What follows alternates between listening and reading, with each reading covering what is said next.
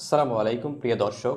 বৃষ্টি নিয়ে যে বার্তা দিল আবহাওয়া অফিস, তো চলুন বিস্তারিত জানিয়ে দিই। তার আগে অবশ্যই ভিডিওটিতে একটি লাইক করবেন, আর চ্যানেলে নতুন হলে অবশ্যই চ্যানেলটি সাবস্ক্রাইব করবেন প্রতিদিনের আবহাওয়ার আপডেট সবার আগে পেতে। শীতের আমেজ শুরু হওয়ার কথা থাকলেও দেশের আবহাওয়ার চিত্র ভিন্ন।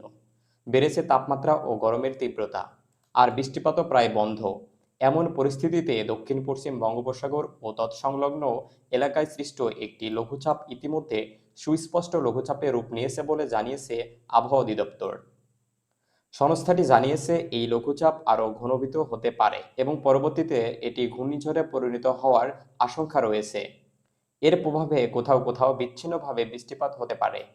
বুধবার 22 অক্টোবর বাংলাদেশের আবহাওয়া অধিদপ্তরের আবহাওয়াবিদ মোহাম্মদ তরিকুল নেওয়াজ কবির এর দেওয়া পূর্বাভাসে এ তথ্য জানানো হয়। বৃহস্পতিবার 23 অক্টোবর সকাল 9টা থেকে পরবর্তী 24 ঘন্টার আবহাওয়ার পূর্বাভাসে বলা হয়েছে, চট্টগ্রাম বিভাগের 2-1 জায়গায় বৃষ্টি বা বজ্রসহ বৃষ্টি হতে পারে। এছাড়া দেশের অন্যত্র আংশিক মেঘলা আকাশসহ আবহাওয়া প্রধানত শুষ্ক থাকতে পারে। সেই সঙ্গে সারা দেশের দিন ও রাতের তাপমাত্রা প্রায় অপরিবর্তিত থাকতে পারে। এদিকে সকাল 9টা থেকে পরবর্তী 24 ঘন্টায় বরিশাল ও চট্টগ্রাম বিভাগের 2-1 জায়গায় বৃষ্টি বা বজ্রসহ বৃষ্টি হতে পারে। এছাড়া দেশের অন্যত্র আংশিক মেঘলা আকাশসহ আবহাওয়া প্রধানত শুষ্ক থাকতে পারে। সেই সঙ্গে সারা দেশের দিন ও রাতের তাপমাত্রা প্রায় অপরিবর্তিত থাকতে পারে।